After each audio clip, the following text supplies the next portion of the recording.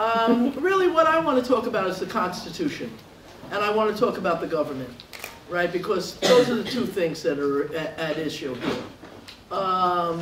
You know, if we believed in the Constitution and we started the Constitution, we'd be in good shape. And when I became a lawyer, I took an oath. And it's the same oath you saw Obama take and that Roberts messed up in the inauguration. And what it says is that we take an oath to preserve, protect, and defend the Constitution against all enemies, domestic and foreign. Now, what we have done, and what we did in this case, was we preserved, protect, and defended the Constitution against domestic enemies. And the domestic enemies are the domestic enemies we have seen for the last 8 years and continue to see a little bit in Obama, and that's the American government, right? In this case, Linda will tell you about this. The person who was the prosecutor of this case originally was Robert S. Mueller III. Does everybody know who that is? Yep. Head of the FBI. And what there was for these people was a huge manhunt, even though what they were, a bunch of 7 people. And how can you charge 7 people with conspiracy to overthrow the United States government? No juror who is going to look at this in any kind of way is going to say that these people believe that all 7 of them could overthrow the United States government. You would have to be a moron to believe that. You would have to be crazy, and that was not what happened. But the government, on the other hand, saw it that way. After they realized where these people were, they had 24 hours to go and get them. And Robert S. Mueller flew to Cleveland. He got tanks. Without his briefcase. Right, without his briefcase.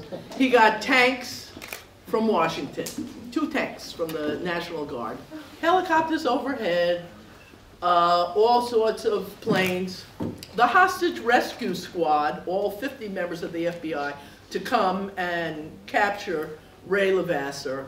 He had everything, and he had 24 hours. And you know what he didn't get? A search warrant. Right? All he had to do was go to any judge and say, oh, well, I just found out where Ray Levasseur is. We've been looking for him for 10 years. We believe he's done this and that and this. And any judge, even me probably, if I was a judge, God forbid, which I never would be, would have given him a search warrant. But he didn't think he needed one because he was the government. And the Constitution didn't exist for him. Just like the Constitution didn't exist for Cheney and Bybee and Addington. Because it's the same issue here.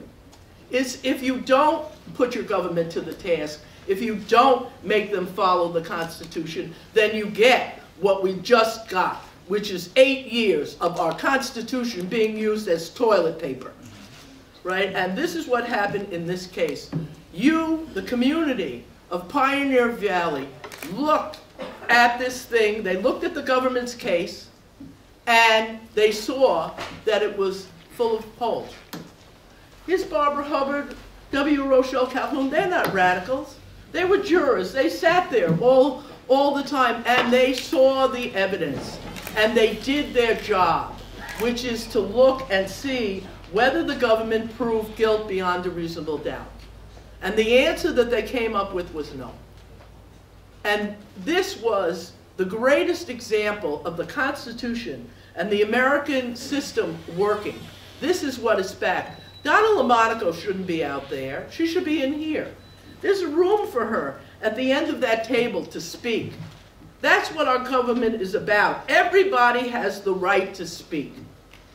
And if Ray Levasseur had been here, he would have blown you away because he's brilliant and because he took steps, and the people who were the defendants took steps that you might not agree with, but we need to understand.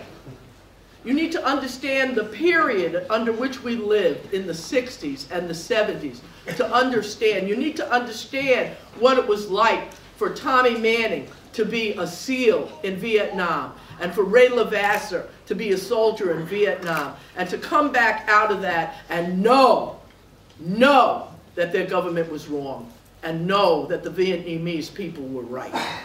And it's that which motivated them to take the steps what they did. You may not approve of it. You don't have to.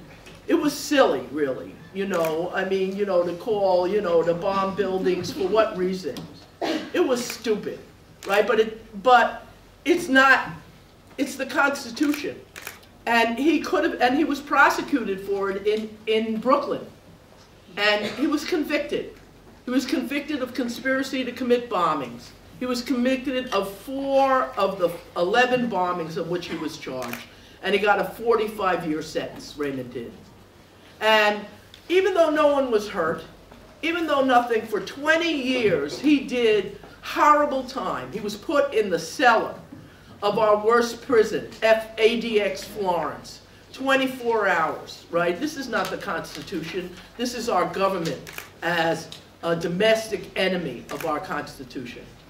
And you needed to have him speak to you and to think, because everybody needs to hear what everybody else has to say.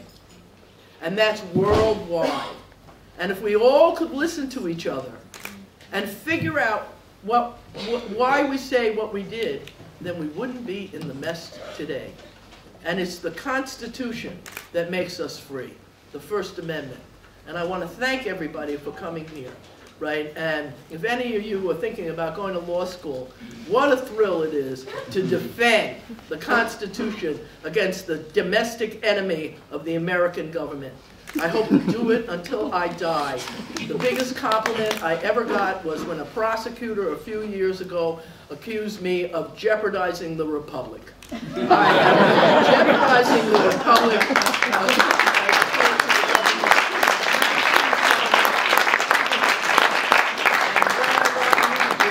Is jeopardize us with me and support, defend, and respect the Constitution of the United States. Thank you.